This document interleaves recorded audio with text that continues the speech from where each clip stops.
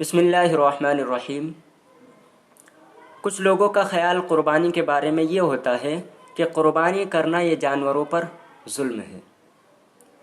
اولاً تو یہ سمجھ لینا چاہیے کہ ہماری شریعت جو جانوروں کے اتنے حقوق بیان کرتی ہے اور جانوروں کے حقوق ادا کرنے کے بارے میں ہم کو مکلف بناتی ہے، تو جانوروں پر ظلم کرنے کو کس طرح کہہ سکتی ہے؟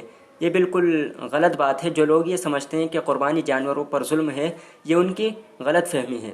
حالانکہ شریعت نے تو ایک حدیث پاک کے مفہوم میں بات ملتی ہے۔ حدیث پاک کے الفاظ کچھ اس طرح سے ہیں: اذا سافرتم فی الخصب فآتوا الابل حظها، یعنی جب تم ایسے علاقے میں سفر کرو، جانور کے اوپر، کسی چوپائے کے اوپر بیٹھ کر تم سواری کرو، سفر کرو، اور ایسے میدان میں، ایسے علاقے میں سفر کرو جو سرسبز و شاداب علاقہ ہو، جس میں گھاس وغیرہ ہو، تو فآتوا الابل حظها من الارض، تو اونٹ کو زمین سے اس کا حصہ دو۔ یعنی اس کا مطلب یہ ہے کہ اس کو کچھ چرنے کا موقع دو تاکہ اس کو بھوک نہ لگے۔ تو جو شریعت ہم کو جانوروں کے بارے میں اتنے حقوق بتاتی ہے، تو جانوروں پر ظلم کرنے کو کیوں کر کہہ سکتی ہے؟ اسی طرح آگے کے جملے میں آپ صلی اللہ علیہ وسلم نے فرمایا: وَإِذَا سَافَرْتُمْ فِي الْجَدْبِ فَأَسْرِعُوا عَلَيْهَا السَّيْرَ، کہ جب تم ایسے علاقے میں سفر کرو جہاں گھاس کا نام نشان نہ ہو، جہاں ہری بھری گھاس نہ ہو، تو وہاں پر تم جلدی سے گزر جاؤ۔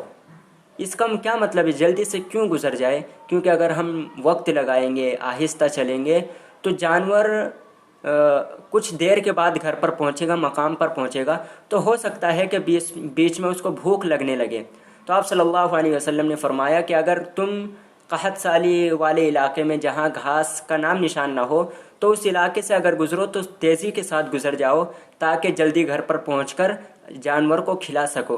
تو جو شریعت ہم کو اتنے جانوروں کے حقوق بتاتی ہے، وہ بالکل ہم کو ظلم کرنے کے لیے نہیں کہہ سکتی۔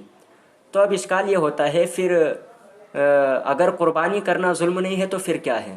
یعنی ہم کو دیکھنے میں تو ایسا لگتا ہے کہ ہم اس پر ظلم کر رہے ہوتے ہیں۔ تو دیکھیے، تمثیل سے تفہیم میں تسہیل ہوتی ہے۔ ایک مثال سے میں آپ کو سمجھاتا ہوں۔ آپ نے دیکھا ہوگا کہ جب آدمی بوڑھا ہو جاتا ہے، یعنی انسان جب بوڑھا ہو جاتا ہے، تو اس کو نہ جانے کتنے امراض لاحق ہو جاتے ہیں اور وہ بہت پریشان ہوتا ہے۔